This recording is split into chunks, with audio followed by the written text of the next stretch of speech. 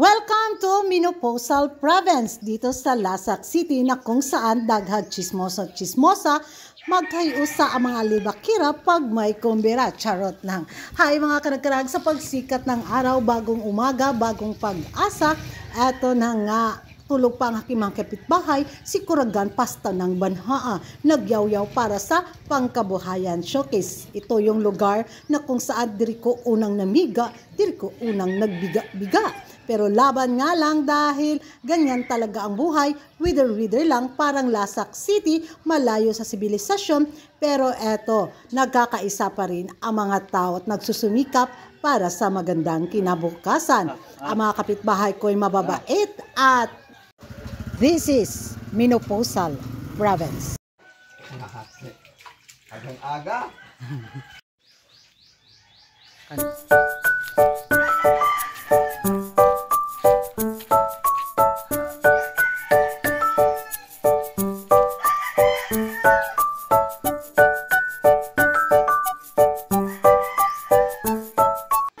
Welcome back to my vlog. Isang magandang umaga sa inyong lahat. Mula dito sa Lasak City, nakita niyo naman ang ating pamenopausal tourism video bilang pambato ng Menopausal Province. O diba, bibuk ayos sa Lasak City.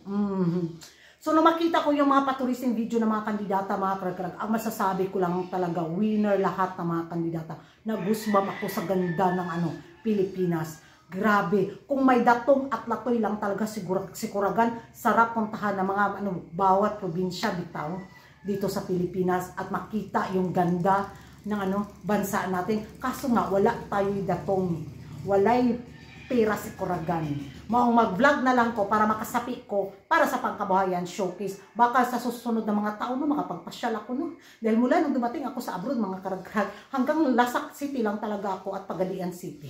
Hindi ako nakapamasyal kaya walay budget. Kaya don't skip ads para naman sa next year may papuntahan akong isang lugar ba. Kaya what jud apiki ang kinabuhi diri sa Pilipinas. Kamong kayo jud kayo do. Pang-vlog na lang Kuragan. So ito na nga mga karag-karag. So, nung makita ko at pinagpuyatan ko talagang panoorin ang pa-tourism video ng mga kandidata sa MUPH 2024, ay grabe. Masabi ko talaga ba, ay ibang kalidad din, ibang kalibre din yung mga kandidata sa kanilang pa-tourism video. At may mga kandidata sa akin na nag-top 5 sa pa-tourism video sa MUPH 2024 na masasabi ko lang, magkaiba-iba tayo ng mga pa-video na nagustuhan. Baka magkapareho tayo, diba, sa round na to kung sino yung kandidatang nag-top 1 din sa inyo sa kanilang pa-tourism video, at lahat naman sila mga kandidata deserve nila talaga na ma-congratulate natin dahil sa effort at sa galing na pinakita nila kung gaano kaganda ang Pilipinas, diba? So sa taon na to mga karag-karag, walang halong bias na reaction vlog to, sa sariling opinion ko lang, sa sariling gusto ko lang, sa sariling pananaw ko lang, magrespetuhan na lang tayo. Pasok sa banga ko si Alexi Brooks ng Iloilo City. Nagustuhan ko yung pa-introduction ni Alexi Brooks mga karag-karag. Na-enjoy din ako sa kanyang pa-video. Kakaiba din, pinaghandaan din. At, tayo pa sa natulan ko laway. Pasok sa banga sa akin si Albay din. Ang ganda ni Albay. Iba din yung karisma at beauty ni Albay, lalo na yung pinakita niya yung bitaw niya sa Mount Mayuna. Siya! Bot akong balahibo. At pasok sa banga sa akin si Pampanga. Umaariba din si Pampanga mga karag-karag. Ang sarap puntahan din ng Pampanga. At pasok sa akin sa banga din si VVV.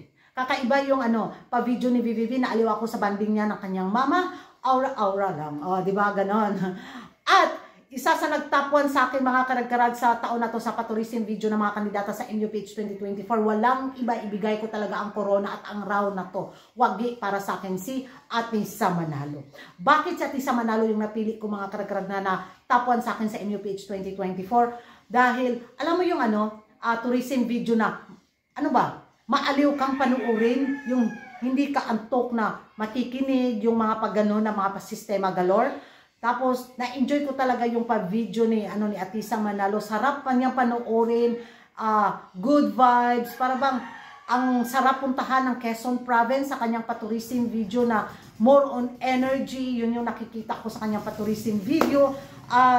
Pinaghandaan ni Atisa Manalo ang taon na to sa tourism video sa MUPH 2024. Ewan ko kung magkapareho tayo mga karag-karag ng top 1 na kandidata na nagustuhan sa tourism video sa Miss Universe Philippines 2024. Mag-ingay tayo sa comment section at kung hindi ka pa nakapag-subscribe sa YouTube channel ko, don't forget to like and subscribe. Kuragan Karag, ang babaeng lagi nagkarag-karag. And see you in my next vlog. Bye-bye!